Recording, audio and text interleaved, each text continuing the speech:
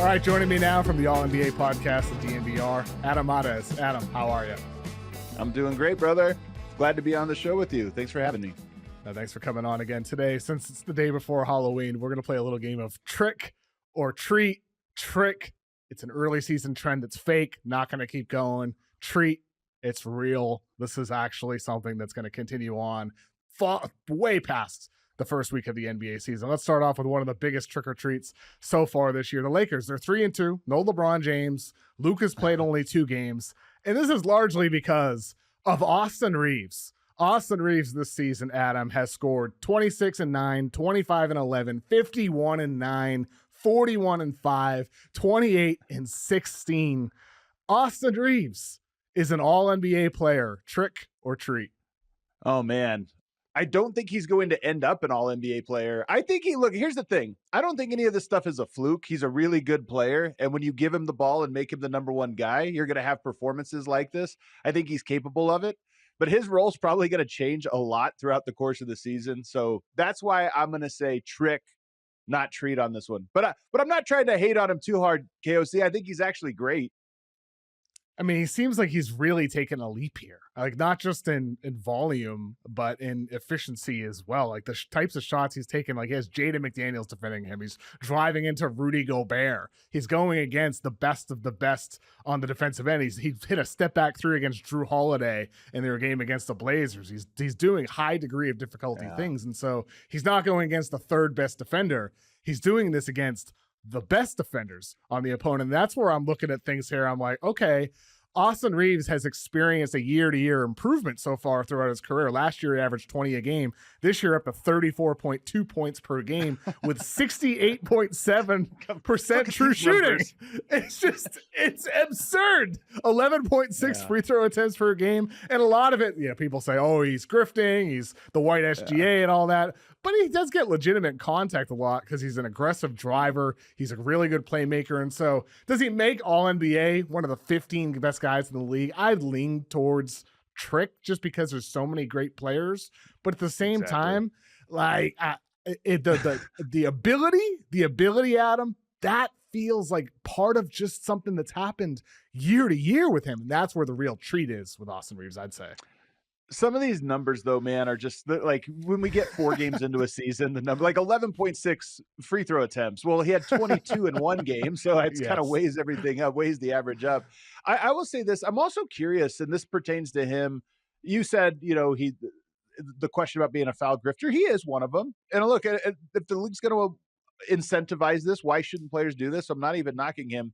But I am curious. You've seen all of the stats about foul drawing in the NBA, and I do wonder if the referees are going to tighten up on that. And if so, who does it impact more or less? He might be one of the guys because he is so good at the types of fouls that I find the most infuriating. But we'll see. I'm inclined to think that this is a 4-game sample size, like hot stretch for him more than anything. It very well might be. I mean, but the foul thing, Austin Reaves is 3rd in the NBA right now in free throw attempts per game. Luka's number 1, 14.5 in his 2 games. Benedict Mathurin, 13 a game in his 2 games. Then Austin Reaves, then Tyrese Maxey, Paolo Banchero, Zion Williamson, Giannis Antetokounmpo. I mean, when you have more than Giannis and Zion Williamson, it's pretty telling about how the season is going for you so far in the very tiny sample. But I do think the real treat with him is that this is continued improvement. And for the Lakers, it does look like they do indeed have a 3rd star or maybe actually a 2nd star behind Luka, depending on what happens with LeBron James in the weeks and months to come. All right, next one. 3 winless teams right now on Thursday morning as we record. The Nets, the Pacers, and the Pelicans. These 3 teams will have the 3 worst records in the NBA. Trick or treat? The Nets and the Pelicans, for sure. Who was the 3rd team you said? The Pacers. The Pacers are going to win. The Pacers are actually, I think, competitive team. They've had some rough luck, I think, with some of these early games. But if you look at those other ones, I think the Nets are bad by design. They're kind of fun bad. You watch them, you never think they're going to win, but at least they're getting up some funny shots. Michael Porter is doing his thing. But the Pelicans, to me, this might be the story early on. First of all, they just played Denver last night. We're recording this on Thursday.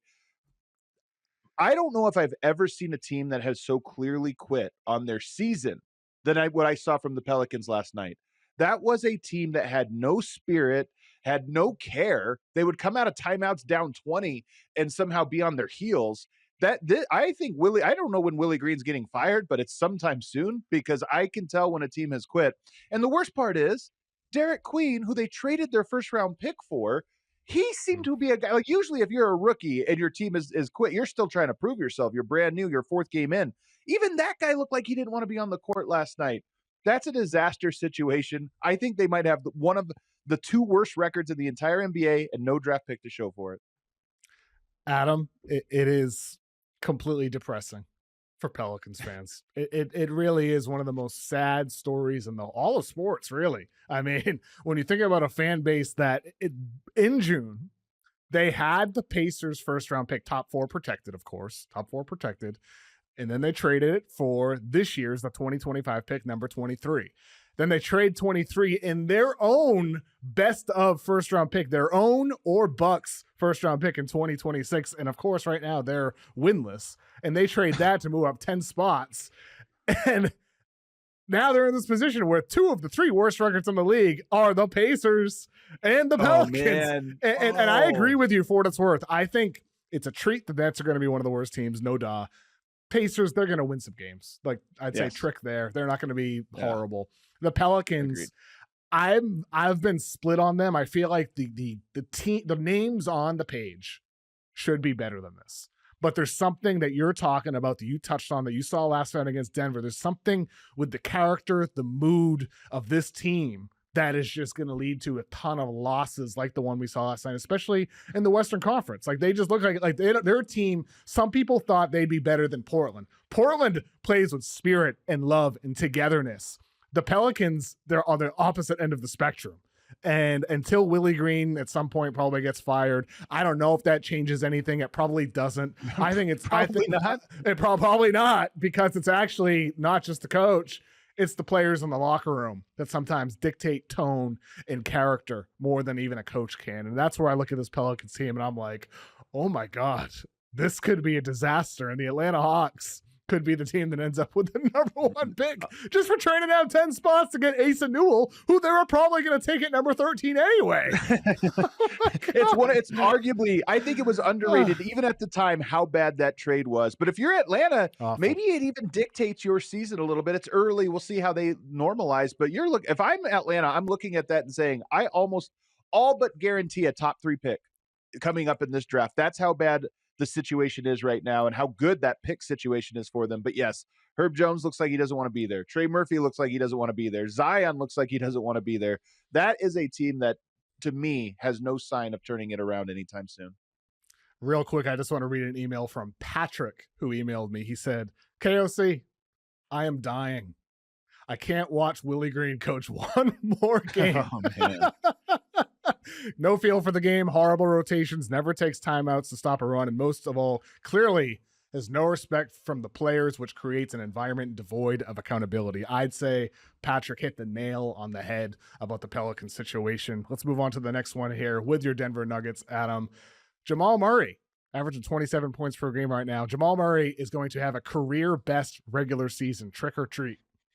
I think this one's treat for sure, assuming he stays healthy, knock on wood. But I mean, this was the big storyline with the Nuggets coming into the year, or at least one of the major storylines, which was Jamal Murray had not been coming into camp in shape over the last several years. Even before the injury, it was a trend with him. I think he heard all the noise. He's been very vocal about it in the lead up to the season and preseason, saying, hey, my goal this year is to be ready in October and November. Players have been talking about it. I think his leadership has taken a different level. You saw his organized team workouts and camps and things. The entire team went to LA in the month of August as a workout that he organized. So he's, I think, matured and grown into the leadership role that is required of him, being the second best player on the team. But more than anything, he looks like he is in shape. He looks like he is on a mission to sort of prove a point. And he just looks great. He's getting to his spots quickly. He's getting his three-point shot off, and he's finishing. So, right. And he's playing defense, by the way. It's not just like he's sacrificing on one end of the floor. He's playing great all-around basketball, and it's one of the main reasons I'm so high on the Nuggets. He looks like playoff Jamal Murray, and what more could you ask for at this point of the year? After he's come into camp and the regular season out of shape, it's felt for what 2-3 consecutive years at this point, and here Maybe we are. more. He looks awesome, yeah. And I think for him, it's definitely a treat. I think we're gonna get the best regular season of his career, and you hope he can just sustain it into April, May, and maybe June for the Nuggets. Next one, the Miami Heat. All right, so there's 3-1 this year, but they're first in the Eastern Conference in net rating. They have a 120.1 offensive rating, which is 7th in the whole NBA, a 106.4 defensive rating, which is 4th in the entire NBA. They have a 13.7 net. That's what leads the entire East. And they're doing it with this brand new offensive system. It's the polar opposite of what they did last year, a bit slower paced, especially when they had Butler on the floor. And even without him, this year they're doing a lot similar to what Memphis did in the first half of last year before they abandoned it, fired their coaches, got rid of Taylor Jenkins. The Heat don't set screens in the half court. They're last in the NBA in pick and rolls per game, last in handoffs per game, and that's by a wide margin. So far this season, they're averaging 21.3 pick and rolls per game as of October 30th this morning. The second lowest in NBA history, or the lowest in NBA history, because we'll see how the Heat finish here, is the 2018-19 Sixers at 38. Wow. And so that they've pretty much halved what is the lowest in NBA history so far through a week. And so with the Heat, Adam, this amazing new offense that's leading to great results, is it a trick or a treat?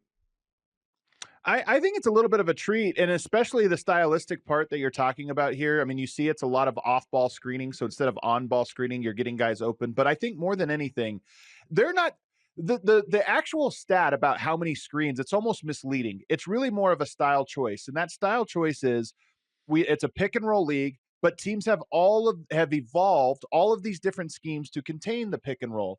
What teams like Miami and last year Memphis say is, why even screen? If we have guys that can get around the first line of defense, don't allow for the trap, don't allow for the rotations or allow for any of that. Spread it out, catch on the move, and just have all your guys attack as often as you can. And you have a bunch of different types of attackers on that team. Quick guards who can get into the paint, Jaime Jaquez with his like herky jerk style of just getting around guys. So you spread people out, you don't allow for the trap, and you just try to constantly attack, drive, kick, until you create enough of an advantage. And I think it's very effective if you have the right personnel and you're disciplined enough to execute it the right way. Miami has always been disciplined in their execution, so I think it's a treat. They put 146 on the Grizzlies, who a lot of the players on that roster experienced this last year. And I think with Memphis, it didn't work in part because Ja didn't embrace it, but also it doesn't work for Ja. Ja is a high pick and roll player.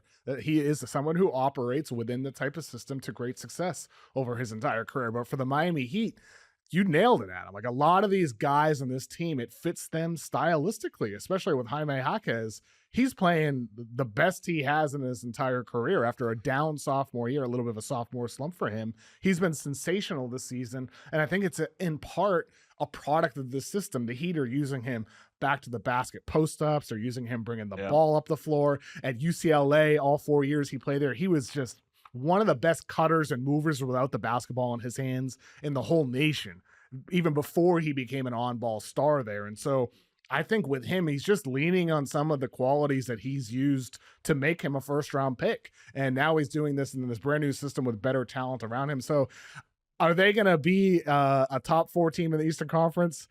Maybe they don't sustain that because there's some teams underwhelming so far. But ultimately, I do think their offense is a treat because I thought the same thing last year with Memphis. I think there's something to that philosophy that Noah LaRoche, their assistant coach, helped innovate and bring there before they decided to get rid of everybody. I think there's something to it. And I think Eric Spoelstra saw that in Memphis last year. And he's like, as you described, Adam, why even bring a screener into it? If they're just going to switch or trap, why give them that opportunity when we have these guys off ball in motion with movement and pace where we can get this guy towards the basket or free up a 3-point shooter by using the gravity that happens with that slingshot towards the basket. I think there's something to that. And I do wonder, like, they're the only team in the league that plays to these extremes. But I do wonder if this is something that this could be a trend. This is the second team that's done it to this level. Will there be more teams that start bringing layers of this into their offense, even if it's not to this level? 100% yes, I think on that last question. And I think, first of all, part of what makes it so difficult is the pick and roll defense is the starting point of every team's defense. So all year you're working on, okay, we start with how we cover that, and then we go to how we rotate behind it. Well, if there's no pick and roll, you almost have to reset from the foundation up. So when you play them, it's like everything changes. And I think that's one of your regular season advantages.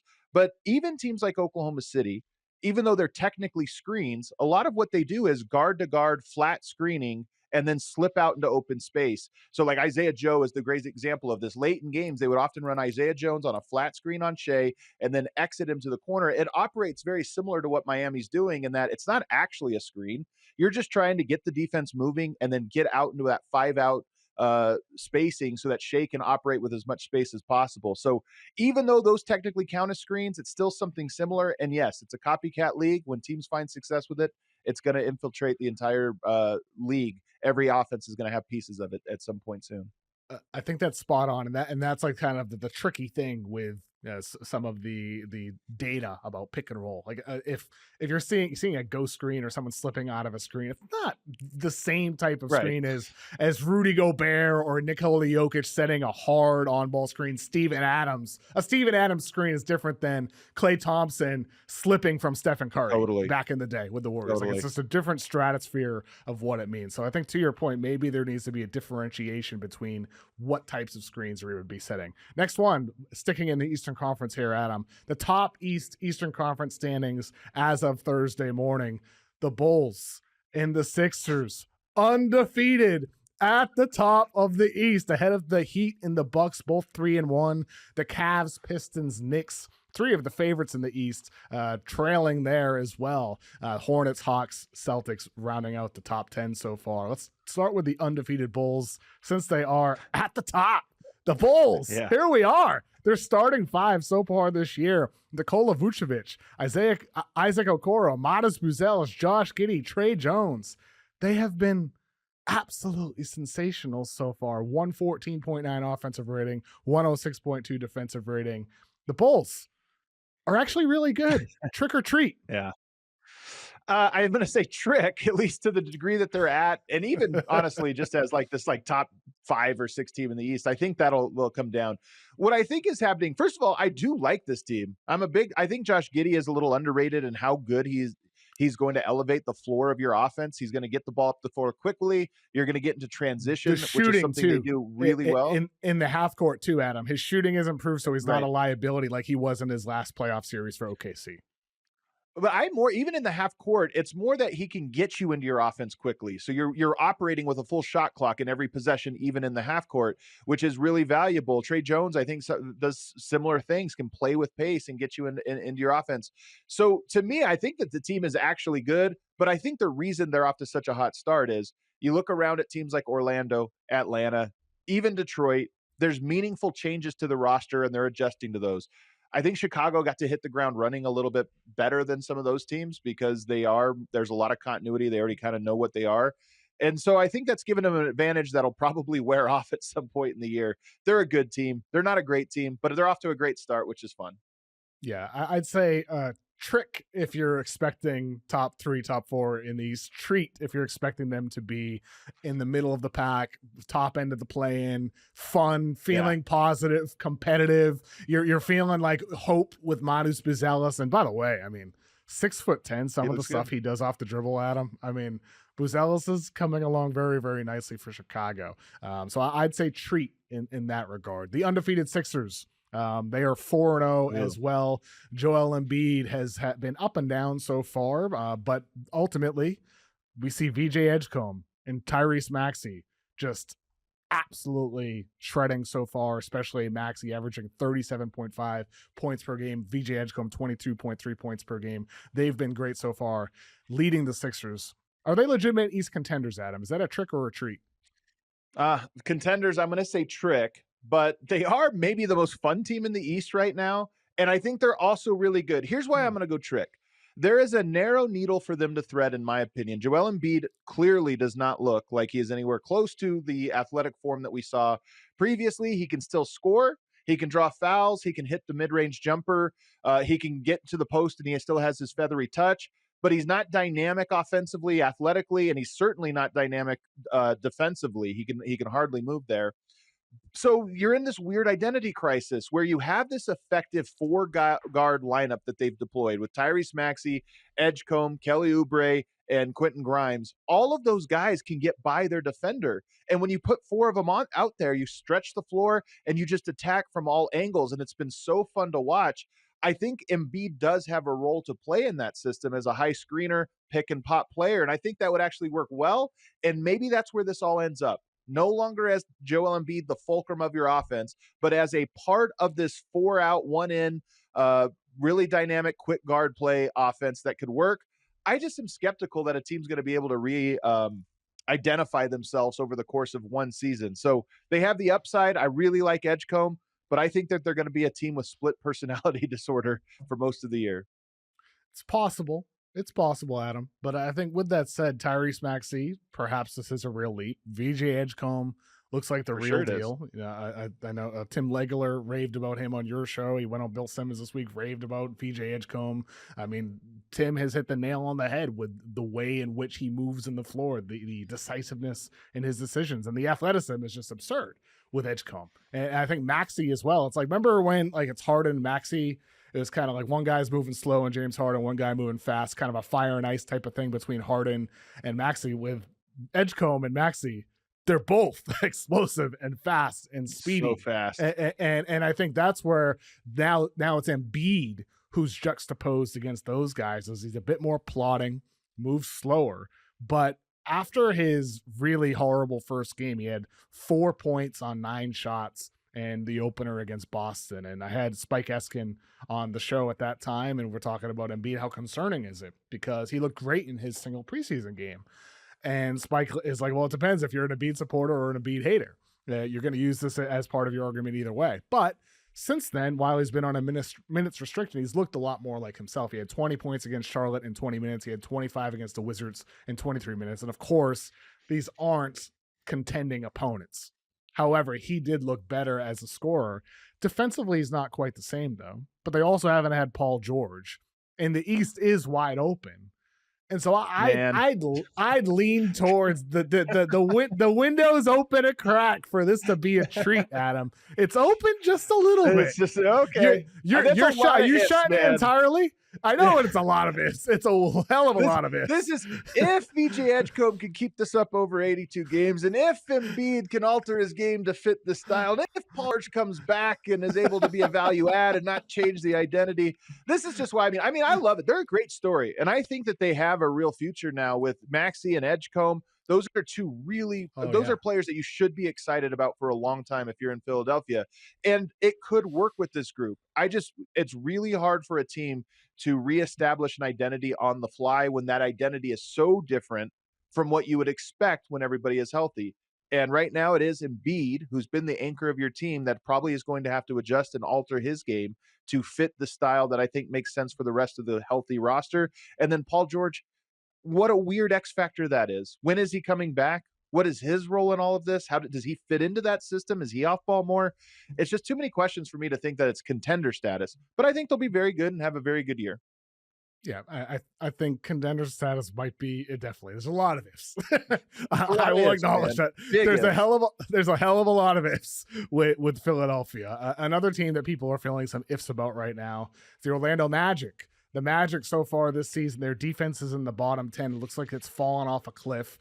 I can't personally imagine that this team just forgot how to defend. I'd imagine that this is going to improve over the course of the season. Maybe not. Where I still have concerns is offensively. They're still in the bottom 10 in offensive rating, 27th, just like last year. They're last in the NBA in 3-point attempts. They're 28th in the NBA in 3-point percentage so far this season. And so with the Magic, their offense, they add Desmond Bane, they add Tyus Jones, their shooting is still in the bottom of the league. And so with Orlando, there's concerns, in my opinion, on both ends of the floor here. The Magic aren't actually good. Trick or treat. If the answer for treat is that they're not actually good, I mean, good is a relative word. They're supposed to be great this year. So I'll change your question and say, are they great? And I'll say trick. Unfortunately, this is one of my hotter takes, but I actually fully believe it. And I believed it for a while, but wanted to let it play out. I would not want to build around Paolo Banchero. And he is such a talented player. He has all of these physical gifts. He has all of this talent that he has added. The incredible footwork, just incredible one-on-one ability to score on his man, especially when he gets downhill. But he is such a difficult player, in my opinion, for you to build your roster around because he's an okay passer, not a great one. He's not super dynamic there, and he is an atrocious shooter with bad shot selection. And on top of that, he holds the ball for so long. And that's one of the things is when you're a volume scorer, Kevin Durant gets to hold the ball for a long time. He's so efficient. It makes sense. When you slow the possession down for Paolo every single time, I just think it makes it so difficult for you to build a team around. And then on top of that, Orlando loses too many margins. Jason Tim brought this up. My co-host on Fridays on All NBA brought this up that they were near the top of the league in forcing turnovers, but near the bottom of the league in generating fast break points. When you have a strength that you don't capitalize on like that, it makes me think that, yeah, there's some weaknesses that they're not going to be able to overcome with their roster. I don't think, unfortunately, this might be a flawed roster and they never get over the hump with this group. There are currently, so far this season, 27 players that have attempted at least 50 shots. Banchero ranks 26th in effective field goal percentage so far this year. Shaedon Sharpe is worst. But Paolo Banchero, and a lot of those shots with Banchero, I talked about on my show on Monday how, everybody talked about the shot he took at the end of the game against, who was it, Atlanta? I'm forgetting already off the top of my head. Atlanta? No, the Sixers. Whoever it was, the Sixers at the end of the game. And it was a horrible shot. There's 10 seconds left on the clock. Should have kept it moving. People kind of forget about, nobody watched on the game over the weekend where he shot his team out of it in the final fourth quarter. In the final 8 minutes, he went 1 for 7. Franz Wagner, Desmond Bane didn't take a shot. It was Banchero over and over and over in the game. And I think with him, this is something that has been a problem for a while, and a lot of people are holding on to what he did in the playoffs last year when he was more efficient, but it was a sample of 5 games. Yeah. And I don't think that outweighs everything we've seen from him throughout his career. And I'm a guy who I had Banchero ranked first in his draft class. I put him ahead of Chet, which looks like it was the wrong decision. I put him ahead of Jabari Smith, which may or may not be the right choice.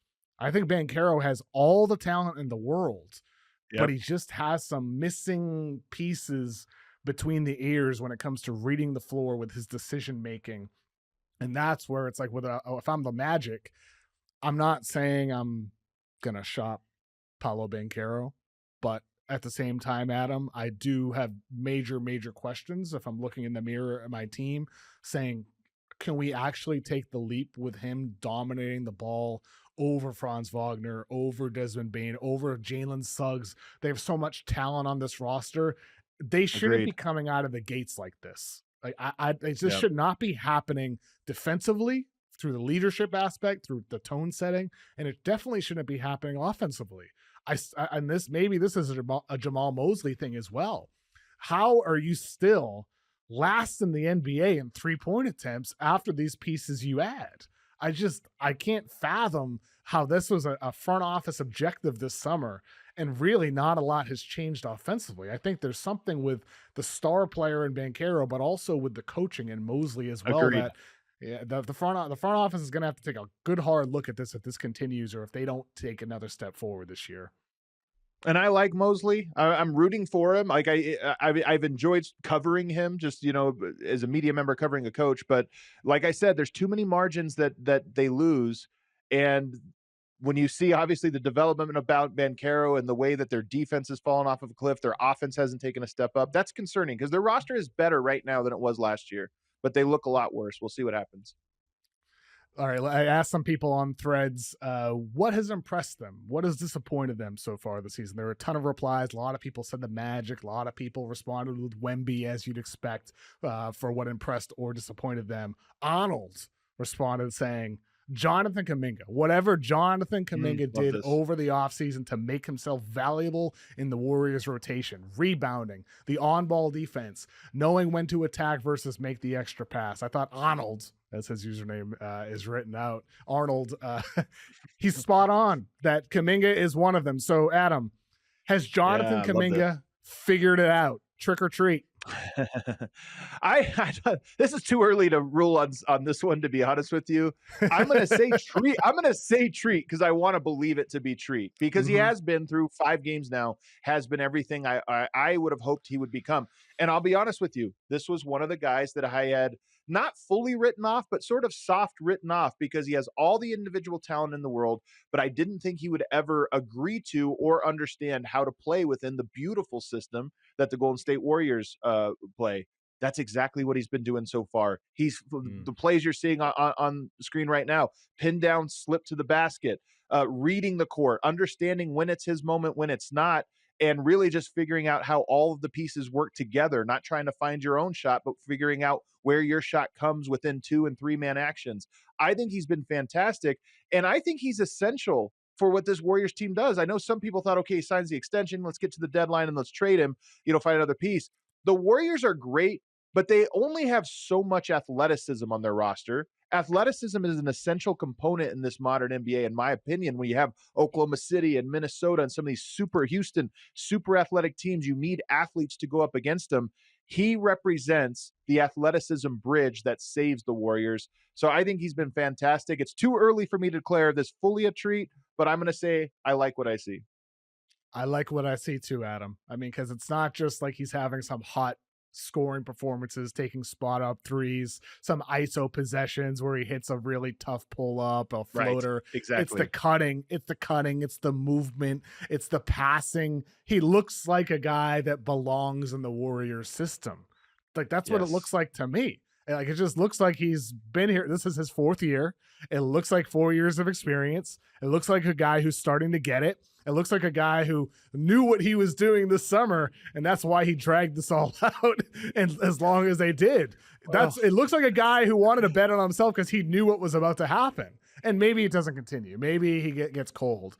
But just the way in which he's happening, the way he's handling the decisions he makes, some of the passes he's made, man, like yep. really, really hard to fathom Yep. considering what he came into the league like from the G League Ignite. So I'm going to say treat. And that changes the evaluation of the Warriors as a whole. And you hit on it. Like you have Stephen Curry, you have Draymond Green, you have Jimmy Butler. But if Jonathan Kuminga is indeed this player adding that athletic element and he does not hinder you with that beautiful game aspect with his connective ability now, I mean, that's a pretty big X factor within the Western Yeah. Conference playoff race. It is undoubtedly does change things. And he represents, by the way, a mismatch in transition, which is another wrinkle to their offense. And he understands where that happens. So if he gets down in transition and there's a point guard guarding him, the Warriors bend their defense now to run the system, but around him. And that's what's beautiful about it is it's not just fit in around us. It's now that you fit in around us, we're going to fit in around you when the matchup calls for it. And so far, it's been really, really fun to watch. And it's classic Warriors stuff. I swear they're the only team that seems to be able to figure these things out, even if it took longer than we thought. Hey, Joe Lacob, the 2 timelines. I told you so. Uh, Eventually, it was true. Eventually. All right, let's move on to one of the bigger trends happening so far in the NBA, and that's the full court press through Wednesday's games. 4.8% of total possessions featured a press. And sometimes this is the full 94 feet. Sometimes this is a bit softer. But the pickup point, as you guys discussed and outlined on your all NBA socials, is higher for 2/3 of the league so far this season. And if you look at the numbers as you see on screen right here, if you're watching on YouTube, it stayed pretty flat for a long while. Around 1% of possessions from '09 until 2018 featured a press. And then it's ticked up a little bit, 1.6% in 2020, 2.5% in 2024, and this year nearly up to 5%. And the Blazers and one of the teams really weighing this out. They take one quarter of their possessions they're pressing. The Raptors are at nearly 1/5. 9 teams are doing it on over 5% of their defensive possessions. So, Adam, I ask you, the full court press trend is here to stay. Trick or treat? Oh, 100% treat. This one is here to stay. And it's so fascinating. I mean, some of this is a copycat league. We talked about athleticism. I think as the league has gotten more saturated with talent, that you have the ability to go deeper into your rotation, which allows you to play harder while you're on the floor. So that lends itself to full court press. But how about this theory? It's also a little correlated to the CBA because in years past, where maybe your CBA, a lot of your salary cap was going to your big three, everybody's building around a big three. Now it might make a little bit more sense. Everything's a little bit more flat. There's the guy you end up having to have your eighth, ninth, 10th, 11th, 12th guys on your roster are a little bit closer to your fifth or sixth guys than they were maybe a decade ago. And as a result, why not play a 10, 11 man rotation and use those guys to full court press? So, yes, everybody's copying Indiana, Oklahoma City, and I think it's a real trend that's here to stay. I would agree with you. This is a treat for sure. And and I wrote in an article earlier this week about they had that graphic on screen about the full court press and focused a little bit on the Blazers. And one of the things that's come to mind for me is exactly what you said.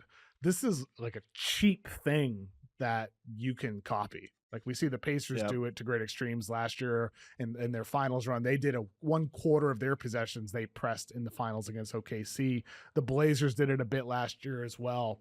But this is something like you can be bad. You just need players who try. Players who try sometimes are on the league minimum, or they're guys that are on their second team and they're really trying to get that next contract and they're trying to prove themselves. And these are the things that you do to prove yourself. These are the little things you do to get wins over the course of the long 82 game regular season. And so teams, like a lot of the teams that are doing it right now, aren't good teams.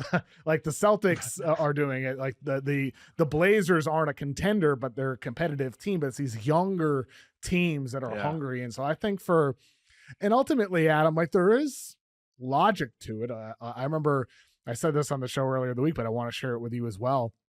I interviewed Daryl Morey back in the 2016-17 season. It was my first year working for the Ringer. And I asked Daryl, what do you think the next trend is?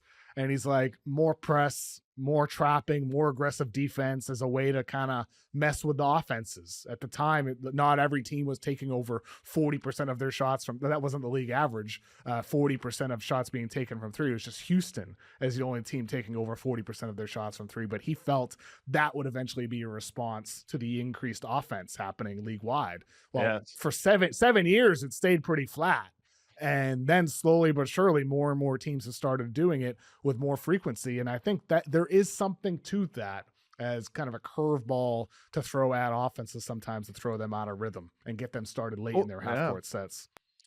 Well, also, I think this part of it is that you really can't guard in today's NBA. There's too many good shooters, too many good dynamic players. It's really hard to guard in the half court. So it's almost a little bit of a Hail Mary of full court press and let's try to wear them out because we're not going to stop them in the half court anyway. It's the same reason a lot of teams are running zone. Zone's also up in the NBA.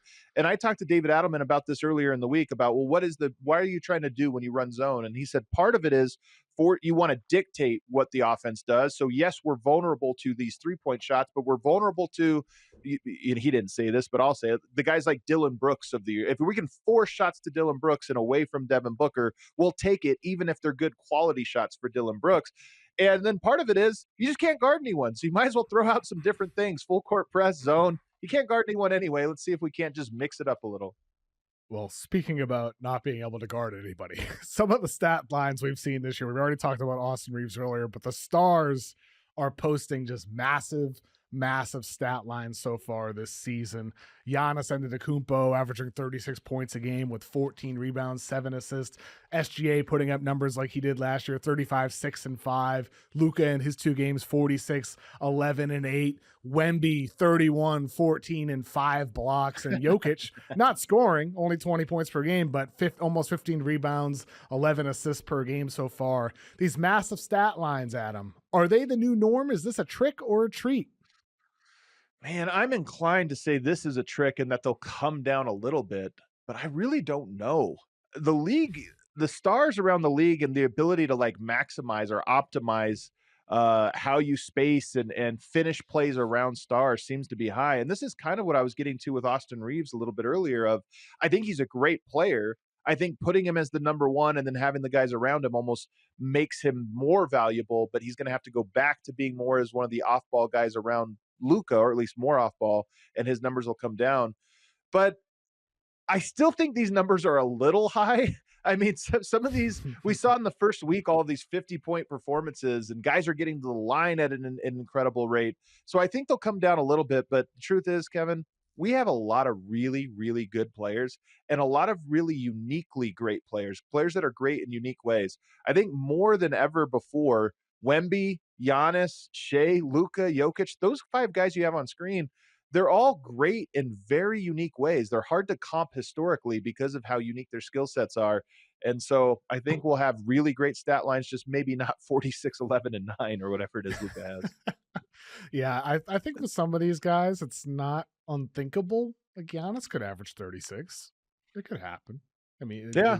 Jokic at some point, that scoring number I'd imagine goes up, unless this is the year that he's just going to be playmaker Jokic because he has so much other talent on the roster. And Wemby seems to be empowered this year with the Spurs. They're feeding him. They're looking for him, getting him at rim opportunities. His entire 3-point rate has dropped significantly. They're getting him to the rim. And so we saw SGA do this before.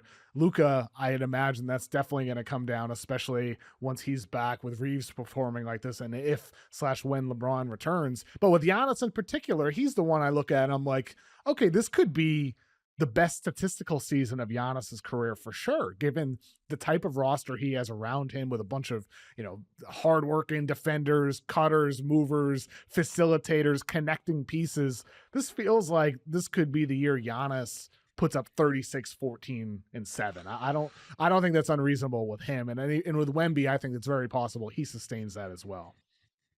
The Wemby blocks one is going to be an interesting one because 5 blocks a game, it's only a little bit up from what he has averaged.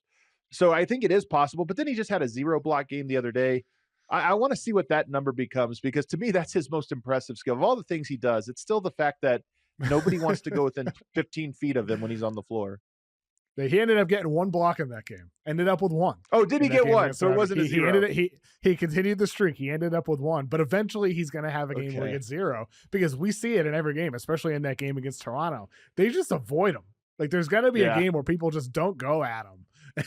0 field goal attempts in the paint. Like that's gonna happen someday. Wemby on floor, 0 field goal attempts in the paint. 0 Wemby off the floor, 20. You're right. Happen. It might actually happen. All right, let's do some quick hitters to finish us off here.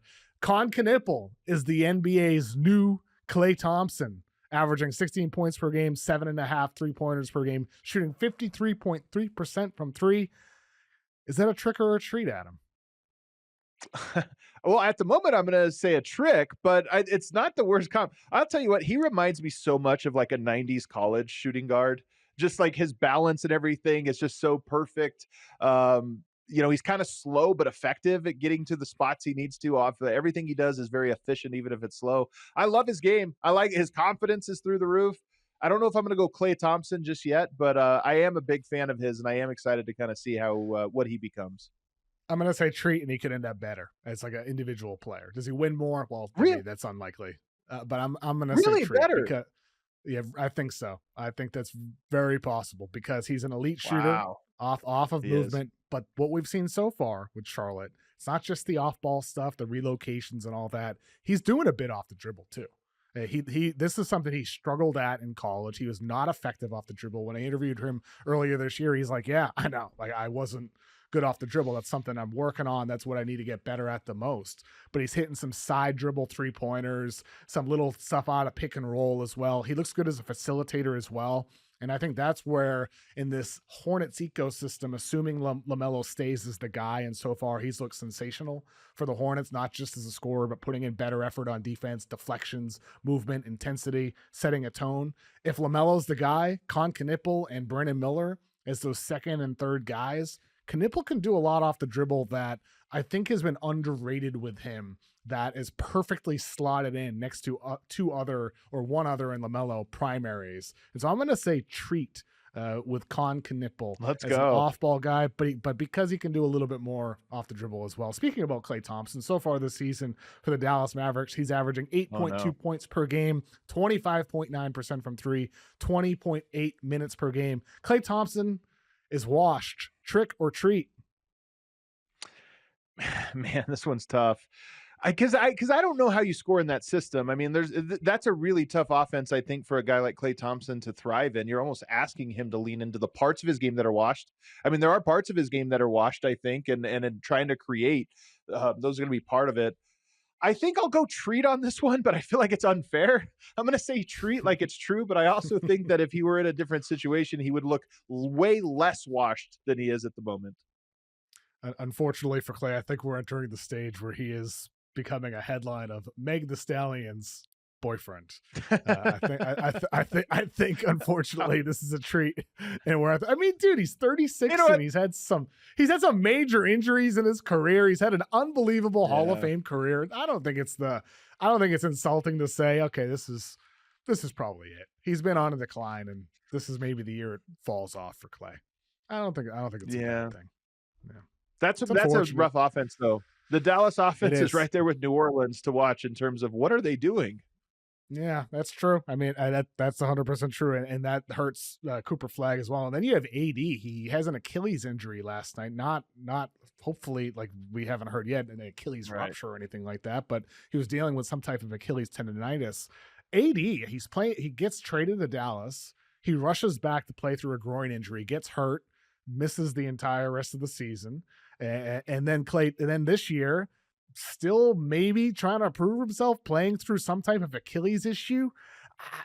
That situation could get really ugly, Adam. It could get very ugly in Dallas.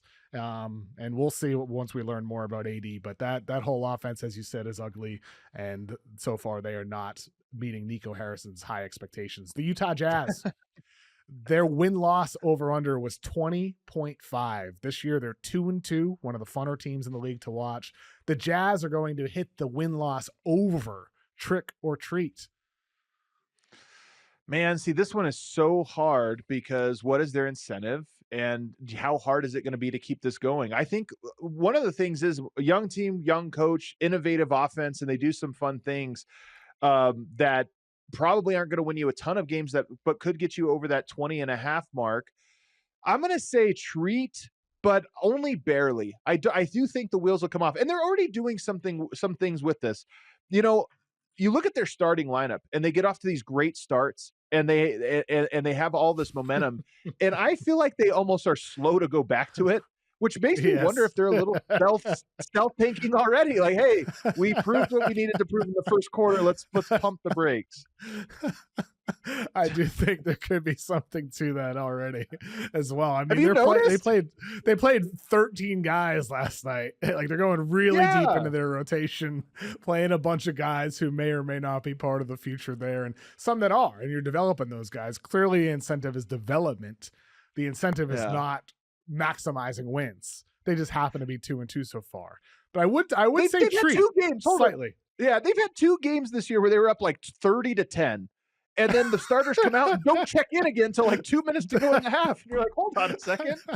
You built a 20-point lead with these guys. Why not go back to them? Oh, I don't know. We're just trying to develop guys, says Will Hardy.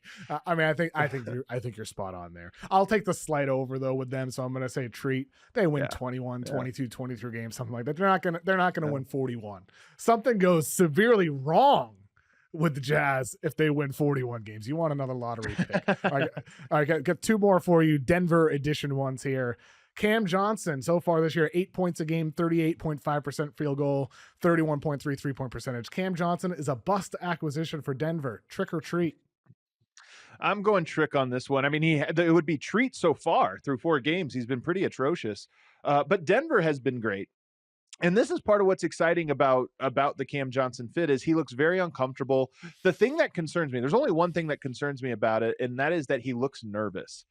Which is weird because Denver's kind of blowing everyone out right now. They had 1 loss and 3 pretty comfortable wins. And to be nervous in that setting to me is like, hey, the team is really good and you're going to be additive to what they do. But he looks a little gun shy at points. He looks a little lost at points. And then even when he's open, you just don't get the sense that he's shooting the ball with confidence. He's got air balls. He's got some tough misses. So I think he's just a little nervous on this new team where efficiency is is so valued. I mean, the Nuggets are just so efficient that I think for a guy like him where shots don't come all the time, you're like, okay, I got to make these. I think he'll settle into it. But that is the one thing Denver needs. I mean, Michael Porter, for all the criticisms about his basketball IQ and all these different things, he wasn't afraid to shoot it when he was open. Cam Johnson has to develop some of that, but I think he will in the coming weeks. I don't know if it'll be right away, but I do think within 20 games, he'll find his rhythm and the Nuggets will take off even more. I'd say Trick for sure. Cam Johnson will be fine. He'll find his way. This offseason, there were 6 head coaching hires. The Knicks, Suns, Spurs, Grizzlies, Kings, and Nuggets made David Adelman the interim, from interim to full-time head coach. David Adelman ends up being the best head coaching hire from the 2025 offseason. Trick or treat? Man, I'd have to go back through and look at that list again because it was a lot of guys. What I will say, though, is that I'm very excited about what I've seen from David Adelman, really at the end of last year when he took over. First of all, what a difficult position that is. 3 games to go in the regular season, extremely high expectations for your team, but they had done nothing to that point in the regular season to make you think that they could be title contenders. And he was very dynamic in what he did. I mean, remember, they weren't playing zone throughout the course of the year. They started playing zone against Oklahoma City, and it really gave them problems. That was something he came up with on the fly. You come into this year, and I think he's been very creative in a lot of ways. First of all, he said that they're going to play Valanciunas and Jokic together, a la what they do in Houston. They haven't done it yet in the regular season. They did it in the preseason, but that shows you he's an outside-the-box thinker. He's running a 10-man rotation, which is something Michael Malone never did. He's turned Peyton Watson from a corner floor spacer, stand in the corner and take threes, into a ball handler, sort of a backup point forward role, and he's thriving in that. So I just look at it and say that he has brought creativity and newness to the Nuggets, and he seems to be a guy that is in the 100th percentile in terms of X's and O's creativity. So I think that's exactly what this team needed, and I think he's going to be a very, very good coach.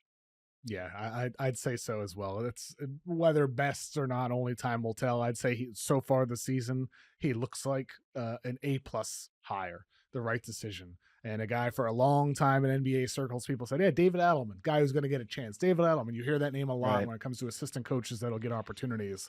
Well, I think he's showing why. And you also got to credit the Denver front office for bringing in some of the pieces that they did to give him these kind of toys to play with, these lineups to put out there. I mean, we're going to see, and we haven't seen it for any extended time yet. I can't wait until we see Jokic Valanciunas out there for, a 10-minute stretch. It's going to happen. And I think that's going to be very fun to see the things that they do in Denver. Adam, are you excited for the NBA Cup starting on Friday? Not at all, to be honest with you. I'm not an NBA Cup guy, so to me they're just games with ugly courts. And by the way, my least favorite thing about ugly the NBA courts, Cup, Adam, the courts look don't better. Tell me you're into this.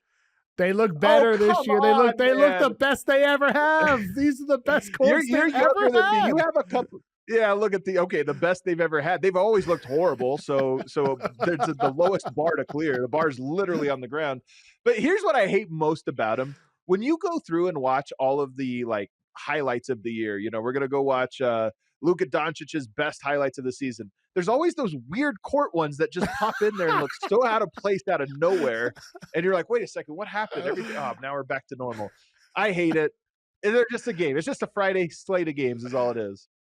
Yeah, when I gather clips for an article or whatever, sometimes I see those. I'm like, I can't use that one.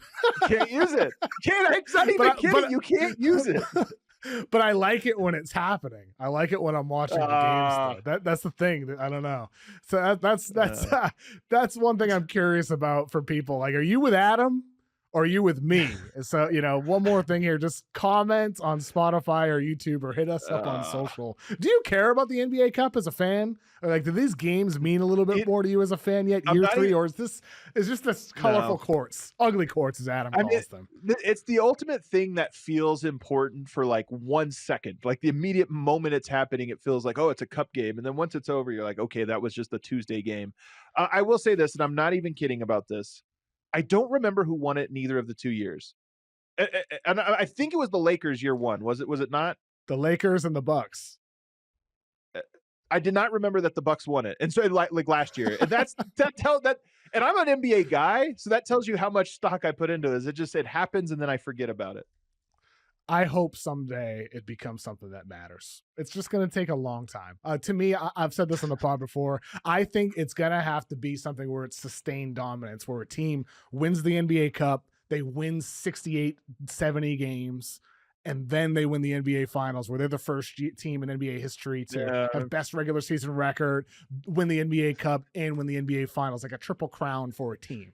I think if that happens, then maybe it becomes years from now a barometer of, well, it's been 10 years, 15 years, 20 years since a team was the best team in the NBA from start to finish, October through June. I think that's where maybe something becomes important. But until then, it just feels like the Lakers and the Bucks, like really, they want it. Yeah, the courts honestly somehow make it feel less important. So I'll just throw that out there. To me, I see the courts and I'm like, all right, this is goofy. This is what that is. Interesting. I mean, I think a lot of people will feel that way. So if you do feel the same as Adam or the same as me, comment, let us know.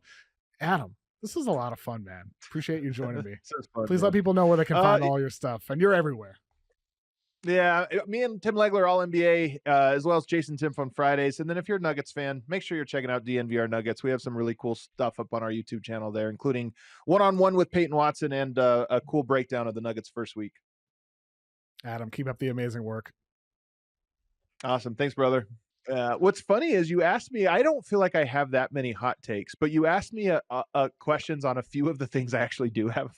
My takes are actually hot on, like Banchero. Most guys I'm pretty neutral, a little high, little low. Banchero's one guy where I'm like, he sucks. I don't like this guy at all. He's a losing player. It's maybe my hottest take. I am so out on Banchero. Yeah, man. I think Orlando, they should take a real evaluation this year because they're serious. There's a lot at stake for them with the Bane trade. If they're serious about taking that next step, which clearly they are by doing all that for Bane, they have to take a hard look at Banchero and say, okay, can we move this guy to a team that's just trying to gamble? The Kings, the Pelicans, like one of these kind of teams stuck in the middle or at the bottom of the league where they're like, yeah, we'll take a shot on a guy in year 4, still in his early 20s. Why not? Because the thing with Banchero is some people will say, why would you end up selling on him right now? Well, this is still a sell high phase when you're in year 4 of your career. It's not a sell low yet, but it could become a sell low. And that's the fear if I'm the Magic right now. That's the fear. Well, and I just feel that way about him. So I don't think he's going to become a magically great shooter. So I think the longer you get the sample size up, you're right, the more the value goes down. So we'll see. Yeah. Well, thank you, Adam. Appreciate you joining me today, man. This is fun. You bet, brother. Just a reminder that right now in the Yahoo Fantasy app, you can draft a new league in Yahoo's newest fantasy basketball format called High Score. It's a clean, simplified, brand new way to play fantasy basketball. You draft 10 players, you start 6, you start your lineup once per week. It's super, super easy. I've enjoyed it. I'm in 2 leagues, 2 work leagues. I'm liking it so far. So the way it works with High Score is it takes only your starters' best single games, and then you go head-to-head against one of your league opponents. And so the NBA season's still early. You can still sign up. Draft a team on High Score today in the Yahoo Fantasy app or at yahoofantasy.com. Big thank you again to Adam Mares for joining me today. Make sure you check out All NBA if you don't already know. I'm sure you do. Next Monday, we have Jason Timpf on to talk NBA, who hosts a great show, Hoops Tonight, and he's on with All NBA, as Adam said as well. Got Jeff Goodman. We're going to preview the NBA draft this year, some of the prospects to watch on the morning of college basketball starting up next Monday. And then Thursday, Tom Haverstro's back from the Big Number. Looking forward to have Tom back on the show as well. And next week, we might have an all-star player as well. I don't want to say the name in case there's postponements or cancellations, but hoping to have an all-star player on next week as well. Thank you to Emmy and Sarah for producing us today. Thanks to Father John Misty for the beautiful music. As always, thanks to you for giving us a listen. Talk to you on Monday. Have a great weekend and a happy Halloween.